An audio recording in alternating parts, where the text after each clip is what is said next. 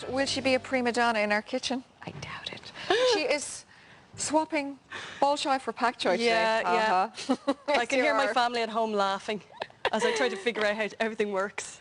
Monica, you are, of course, Ireland's greatest ballerina, we should say. We don't have lots of ballerinas, but you've certainly made your name. You were trained in Russia. I trained there from the age of 14. I trained for 3 years, and then I worked in the theatre professionally for 12 years. So, yeah. To go to Russia at the age of 14, a young kid, on your own, and such a life-changing experience, and we're just looking at some amazing photos of you here. It's mad. What was it like?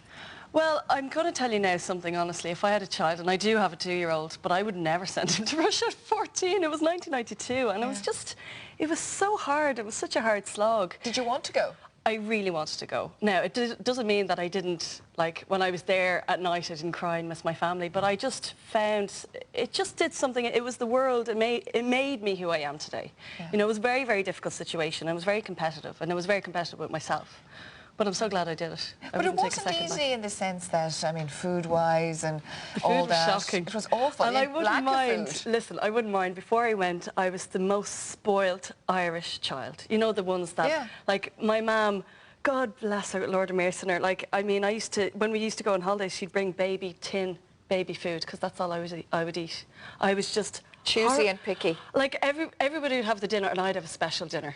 And then they packed me off to Russia, and I tell you, I got a rude awakening. You packed yourself off to Russia, in well, fairness. That's true, yeah. Okay, of course, becoming a dancer is such a big deal, and, you know, you dance so beautifully. We've seen you in, you know, so many productions. Hard work. Yeah, like, how long do you have to train for that, in the sense of daily training? Well, you should train maybe 5-6 days a week, maybe 5-6 hours more. But it has to become innate. It has to become something you don't even think about. You don't have to think about pointing your feet, keeping your knees straight. And slim. You have to keep so slim the whole time. Look at you there. Well, when you're working maybe sometimes 10 hours, there were days over there in the theatre that you were working 12 hours. I mean, you were lucky to find food, kind of, you know, you were eating bars of chocolate, and sometimes you were getting by just on having rubbish to keep up the calories. Imagine going to a disco for 10 hours, you know. So that's... It's the same kind of thing, but it's a lot harder because it's got to be good disco. Do you really have to keep extremely slim in that business? You do. It's just like a jockey. You've got to be small. It's the same type of thing. You've got to be small. Lift you, and I think as well... The lifts are very strenuous, aren't they? They are. And, like, there's a lot of technique involved, but as well, like somebody like Sonia Sullivan, you wouldn't be saying to her, you have to say slim, because she runs so much, you know, it equates to being slim. It's the same with us. It's that we are athletes before we become artists, before we put on the tutu. It's true. There you go. Discipline. Yeah. And I know we saw you in Ballet Chancers. Yeah, you did. And maybe just a little clip of Ballet Chancers. Just wondering if you would be as tough as how we saw you here. Let's take a look. Shall we take a look at you in action? Ladies and gentlemen, you don't seem to be putting in a huge amount of effort. The thing is, you're not guaranteed to get onto the stage for this show. You've got to earn this. You've got to deserve this. Because you're going up against my girls that have done a lot of training. And if you go in there blasé about what you're doing, I will not put you on stage. Don't confuse this. When you're making the same mistakes over and over and over again, I tend to get very fed up with that. So yeah, we're friends, everything's good, but let's keep it that way, because it won't be nice any other way, okay? Monica was just telling me there that you were being mild. She said she's being mild in that clip. Yeah, I'm being nice. That's the PC version. The girls would know. I lose the head sometimes, but it's never personal. Are you like that in your school, though? You're like that yourself? Because I know you've got a big production coming up. I'm like that with my older girls, because I expect and I demand the highest, and, you know, I demand their best. I don't care where they've been the night before, what state they are the next morning. You come in, you stand in front of me, you've got to give me 100%. Okay. End of story. And it'll stand to them when they get on the stage. As soon as they get on the stage, nerves, whatever happens, the thing could go up in flames, somebody could pass out, they'll keep dancing. So that's what I'm there. I'm there to unnerve them, to get them nerves, so when they get out there, nothing will faze them. Okay, great. Well, now, we hope you're not going to be faced in our kitchen today. No, I won't. What are we making? A Russian-inspired dish? Yeah, I'm making my very, very favourite, my Russian winter salad. Okay, and I can eat vats and vats of this. Okay. This is my last... You lived on this for a long time. I did. When you were allowed. You've got carrots. Okay. Yeah, you just boil them. And you've got potatoes. And I was saying earlier on, I usually boil 8 potatoes to get 2, because I am that bad a cook. Yeah. I peel them after, so whatever's inside, I hope I can get something. I get organic chicken, because it just tastes a lot nicer. It's so much better. It's worth the extra spend. It definitely is, because you find when you buy cheaper chicken, you end up throwing a lot of it out. I know I do, so I don't. Okay. There you go, have that. So then there's peas, tin peas, it's fine.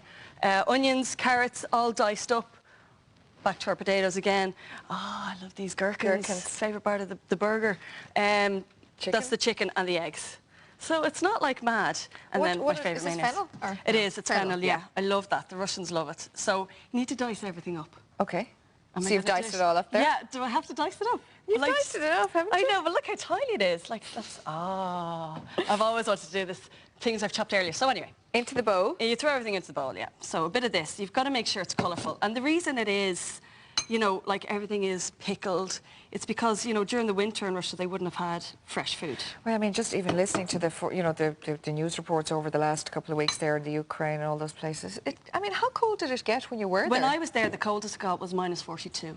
-42? Yeah. I don't think it's hit that yet up there. No, it hasn't. And the thing is, at -45, or I think it's -50, the trams stop running. Wow. So nothing works. I was in -17 in Munich last weekend, and I thought I was going to just freeze to death walking 3 steps. So I can't imagine -40 or -30. Or... You see, the thing is, it's dry. It's a dry cold, whereas over here, yes, it's a wet not, cold. and it gets into your bones. We're over and there. can you go out, though, in that? Yeah. You can, yeah. But the thing is, in Russia, every place you go, so you go from one place to another, and every place you step into is boiling hot. Yes, I noticed So that, you're literally going maybe 300-400 metres, or the worst thing you have to do is wait for public transport.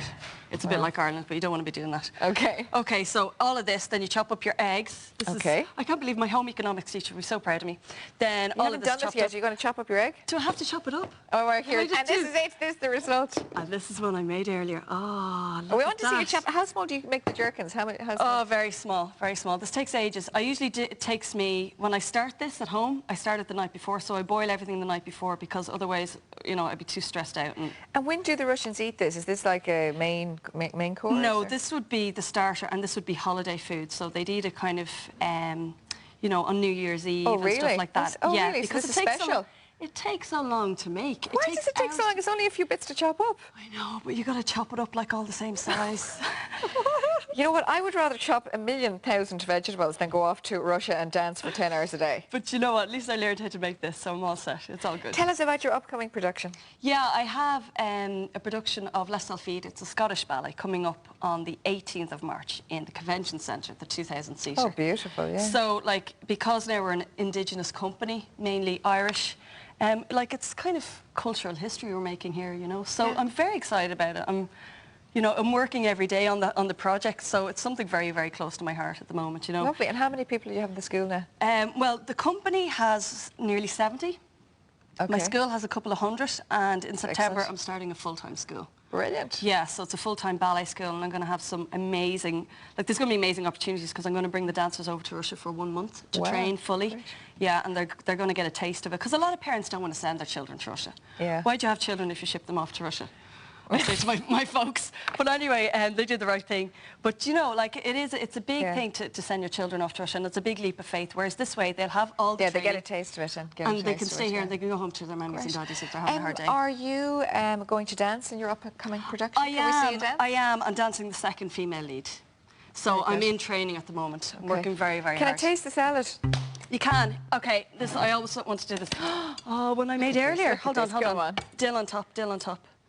Oh, there okay, so you just basically mix and squish them all up together, is it? And they're still on the side. Is that how you do it? Yeah, you stir it in, you put a little bit of mayonnaise in, and... You put it in a rabbit can. Hold on, I have to taste it myself. I'm going to be really rude and take a spoonful of it. You can tell me, honestly. I think it's very nice. How do you keep it all together? You just make it in a mould? It's magic. It doesn't even make it out of the bowl when I make it. Okay, Monica's magic recipe. You can go onto our website, and you can also take a look at the RTE page 340. But if you want to see Monica in her real skills, you can go to the Convention Centre in the next month. Thanks very much.